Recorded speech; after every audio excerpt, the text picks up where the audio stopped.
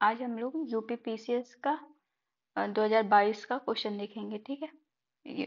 और ये कौन सा पेपर होगा? ये हमारा सामान्य अध्ययन का होगा, ठीक। सामान्य अध्ययन में सामान्य अध्ययन 2 का है, ठीक है। इसमें क्या पूछा जाएगा? इसमें सीसेट है और इसमें 20 क्वेश्चन जो है हिंदी के हैं, ठीक। हिंदी के हैं, तो हम देखते हैं अब इसको आगे। तो इसमें क्या कहता है? इसमें पहला क्वेश्चन दिया है कि इनमें से किन्नर का संधि विच्छेद है क्या? किन्धर अर है या किमधर नर है या कितधर नर है या किन्धर नर है? तो इसका राइट आंसर क्या होगा? इसका राइट आंसर ऑप्शन बी होगा, किमधर नर है, ठीक है। तो तो ये जो माँ जो है ये ना में परिवर्तित हो जाएगा, तो किन्नर हो जाएगा, ठीक। अब आते हैं अगले क्वेश्चन पे। सेकंड वाला क्वेश्चन क्या कहता है कि अनेकार्थी शब्द जो है पतंग का इनमें से एक अर्थ नहीं है, ठीक। तो पतंग मतलब क्या नाम होता है? बादल, पक्षी, चंग। तो राइट आंसर क्या होगा इसका? राइट आंसर जो है ऑप्शन बी होगा, ठीक है। पतंग का मतलब नाव भी होता है, पक्षी भी होता है, चंग चंग मतलब ये जो पतंग उड़ती है उसी को कहते हैं, ठीक है, उड़ाई जाने वाली पतंग। तो बादल इसका अर्थ नहीं है, ठीक। अब आते हैं अपने अगले क्वेश्चन पे। अगला क्वेश्चन दिया है कि प्रश्न संख्या 3 से 7 के लिए, मतलब इसमें 3 से लेके 7 तक प्रश्न जो है इसी पैसेज से पूछा जाएगा। या अधोलिखित गद्यांश को ध्यान से पढ़िए तथा प्रश्न संख्या 3 से 5 के उत्तर इस गद्यांश के आधार पर दीजिए, ठीक। तो गद्यांश में क्या कहा जा रहा है? गद्यांश में कहा जा रहा है कि हमारा जीवन पाखंड में बन गया है और हम इसके बिना नहीं रह सकते। अपने सार्वजनिक जीवन अथवा निजी जीवन में कहीं भी देखें, हम एक दूसरे को छलने की कला का खुलकर उपयोग करते हैं। इसके बावजूद यह विश्वास करते हैं कि हम ऐसा कुछ भी नहीं कर रहे हैं। हम इस प्रकार की भाषा का प्रयोग करते हैं जिसकी उस अवसर पर कोई आवश्यकता नहीं होती। हम किसी भी बात को यह जानते हुए कि वह सही अथवा सत्य नहीं है, लेकिन उसके प्रति निष्ठा या विश्वास इस तरह प्रकट करते हैं जैसे हमारे लिए वही एकमात्र सत्य है। हम सब इसलिए सरलता से कर लेते हैं क्योंकि आज पाखंड एवं दिखावा हमारे जीवन का एक अभिन्न अंग बन गया है। आज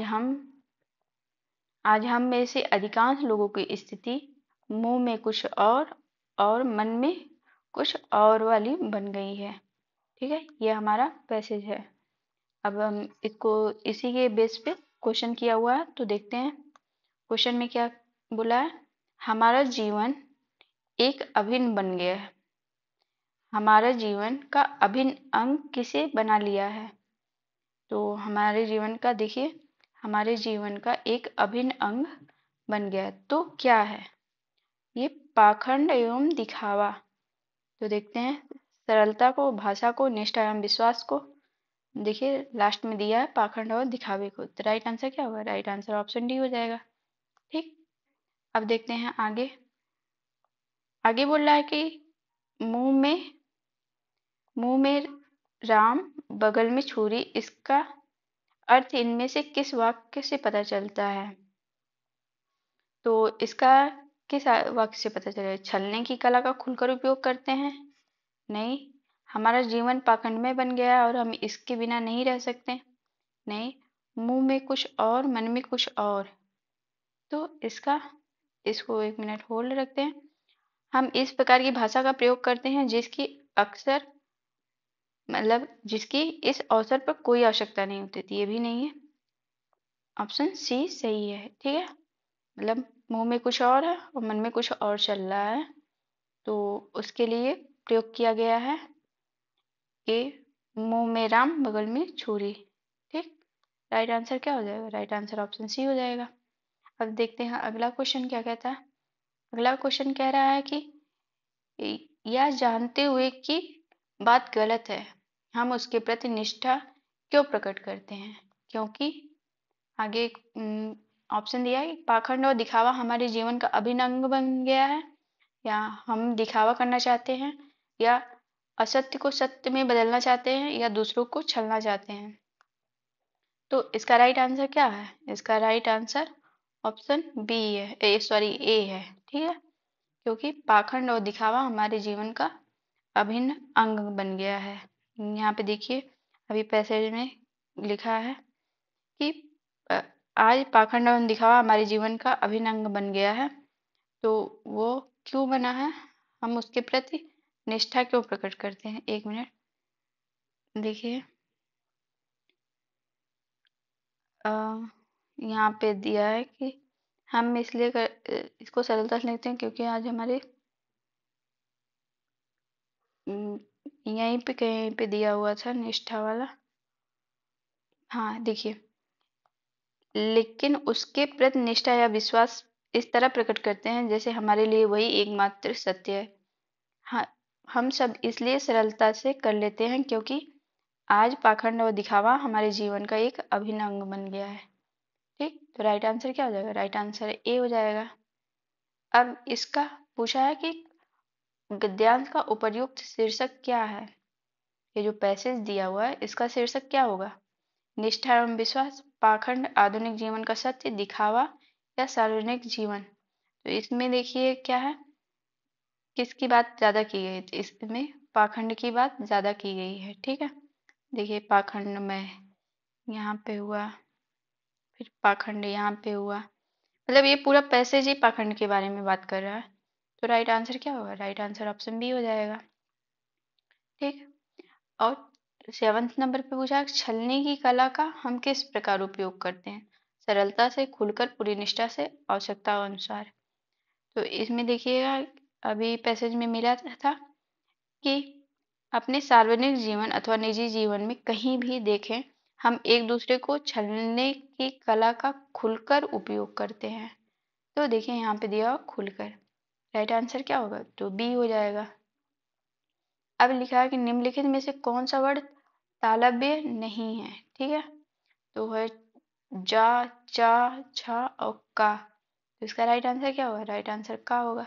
अच्छा, कंठ जो है, कंठ, ये जो का वर्ग है पूरा, ये कंठ से बोला जाता है। ठीक है, और ये चा, छ और चा, छा, झा जो है, ये तालव्य वर्ड है। ठीक है, तो राइट आंसर क्या है? राइट आंसर है ऑप्शन डी है। अब आते हैं 9th नंबर के क्वेश्चन पे। 9th नंबर के क्वेश्चन पे क्या दिया हुआ है कि निम्नलिखित में से एक शब्द की वर्तनी में हलन संबंधी अशुद्धि है, वह शब्द क्या है? क्या परिषद है, श्रीमान है, श्रीयुत है, या सम्राट है? इसका राइट आंसर क्या होना चाहिए? इसका राइट आंसर ऑप्शन सी है, श्रीयुत। ठीक है, अब देखते हैं अगला क्वेश्चन। अगला क्वेश्चन क्या कहता है? अगला क्वेश्चन दिया है कि 10th नंबर पे, पश्चिमी हिंदी का विकास किस अपभ्रंश से हुआ है? क्या मागधी से, बैसाची से, सौशैनी से, या ब्राचड़ से? तो राइट आंसर क्या है? राइट आंसर ऑप्शन सी है, सौरसैनी से। ठीक है, और मागधी, मागधी में कौन सी भाषा आएगी? तो इसमें भोजपुरी और मगही आएगी, भोजपुरी और मगही। ठीक है,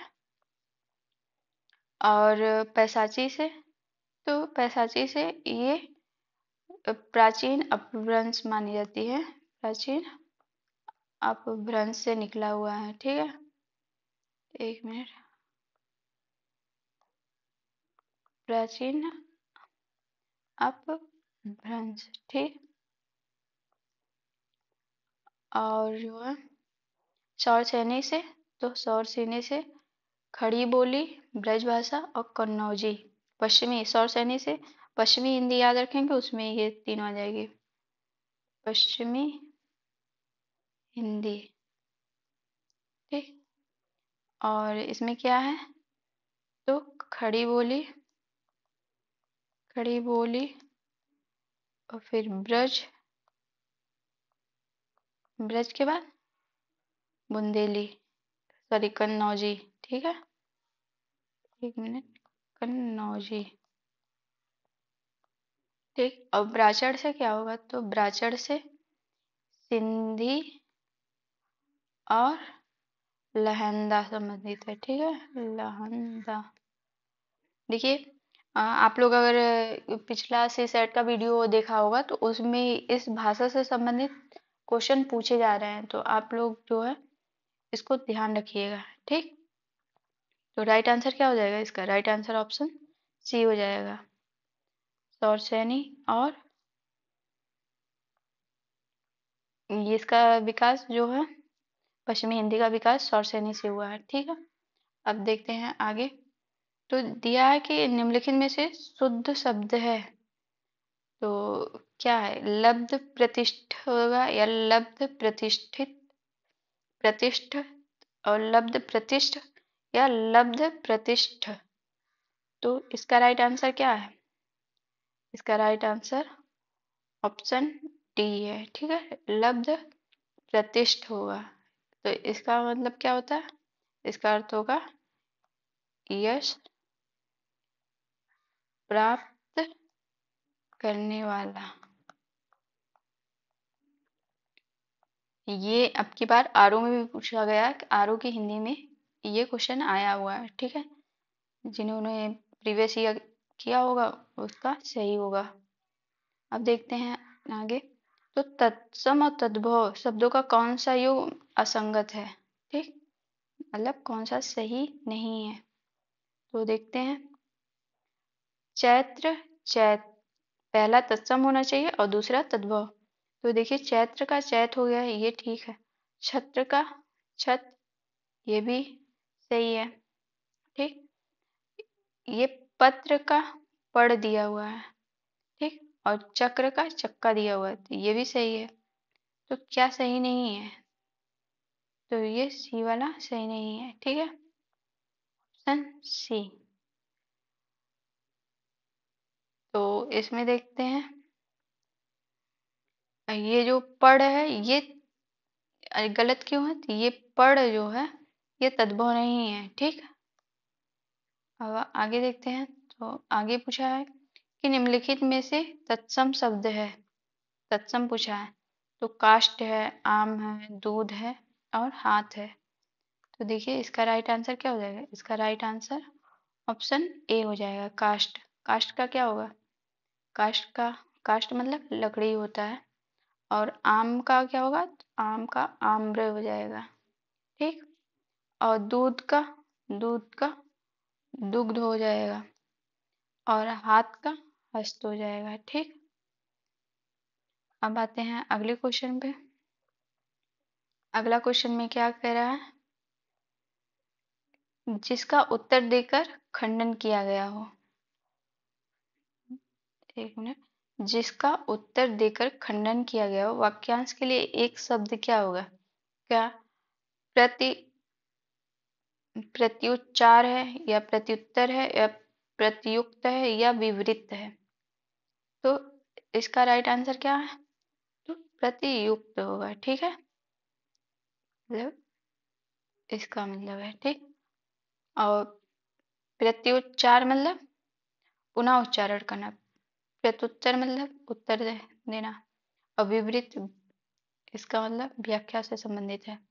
तो राइट आंसर क्या होगा, राइट आंसर ऑप्शन सी होगा, ठीक। अब आते हैं अगले क्वेश्चन पे। तो आदर्शिका का तद्भव रूप पूछा है, ठीक। तो क्या आरसी है, आँच है, अदरक है या आदर्श है, तो राइट आंसर क्या है, राइट आंसर ऑप्शन ए है, ठीक, आरसी है। अब देखते हैं, अच्छा आरसी, आरसी का तद्भव रूप क्या होगा, मतलब आदर्शिका ये तत्सम रूप है, इसका अर्थ क्या होता है, इसका अर्थ मतलब दर्पण होता है, और इसका तद्भव रूप तो आरसी दिया हुआ, आरसी, आरसी मतलब शीशा या दर्पण, ठीक।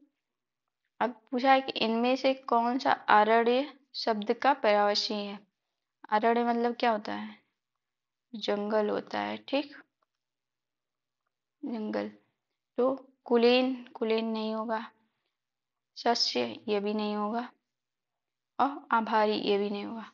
कांतार जो है ये जंगल का प्रयासी है, एक मूवी भी आई थी कांतारा, तो आप लोग वहां से रिलेट कर पाएंगे, वो भी जंगल में, जंगल से ही रिलेटेड थी। तो राइट आंसर क्या होगा? राइट आंसर ऑप्शन डी होगा। अच्छा, कुलीन का मतलब क्या होता है? तो होगा श्रेष्ठ, श्रेष्ठ वंश, श्रेष्ठ वंश कुलीन से संबंधित है। और सस्य मतलब ये अनाज।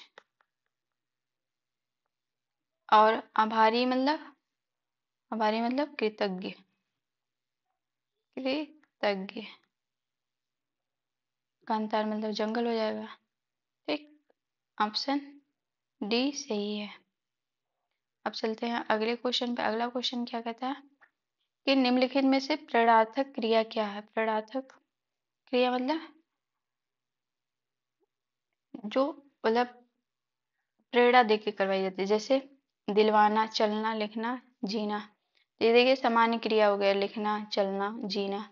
लेकिन दिलवाना ये प्रेरणार्थक क्रिया है, जिसमें वाना शब्द लगा हो ना तो वो प्रेरणार्थक हो, जैसे दिलवाना, काम करवाना, ये सब प्रेरणार्थक क्रिया के अंतर्गत आते हैं। ठीक, अब आते हैं 18th नंबर के क्वेश्चन पे। तो इसमें क्या पूछा है?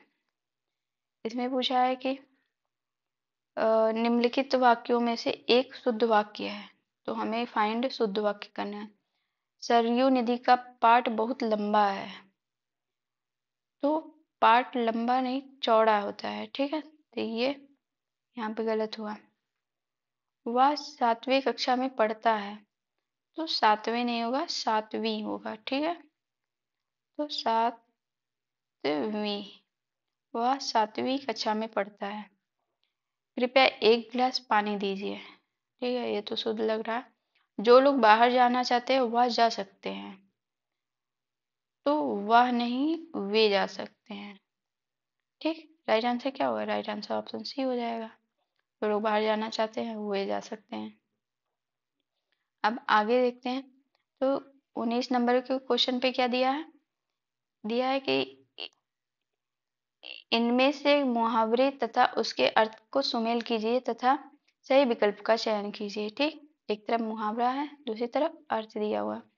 तो पहला है कि छाती लगाना, फिर छाती पे सांप लौटना, छाती ओढ़ना, छाती फटना।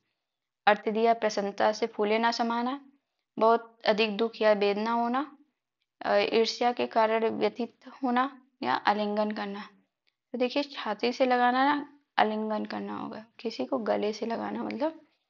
तो एक का दा मतलब का दा है, तो ये खत्म और ये खत्म। ठीक, छाती पर सांप लौटना मतलब ईर्ष्या के कारण व्यथित होना। ठीक, तो खा का शा, तो ये देखिए खा का आ दिया हुआ है, तो ये गलत हो गया। और छाती उमड़ना मतलब प्रसन्नता से फूले ना समाना, ये हो जाएगा। तो गा का आ। और छाती फटना मतलब बहुत अधिक दुख या वेदना होना, तो गा का बा होगा। ठीक, घा का बा होगा। ठीक, राइट आंसर ऑप्शन डी दिया हुआ है। ठीक, अब आते हैं अगले क्वेश्चन पे। अगला क्वेश्चन दिया है कि निम्नलिखित में से कौन अविकारी शब्द नहीं है? ठीक है, तो उसमें कौन सा नहीं है? क्या सर्वनाम है, क्रिया विशेषण है, समुच्चय बोधक है, संबंध बोधक है? तो राइट आंसर क्या होगा? राइट आंसर इसका सर्वनाम होगा। तो सर्वनाम क्या है? सर्वनाम एक विकारी शब्द है, या किसके बदले आता है? या संज्ञा के बदले आता है। ठीक है, संज्ञा के बदले प्रयोग किया जाता है, और लिंग वचन कारक के अनुसार रूप बदलता है ये सर्वनाम। ठीक है,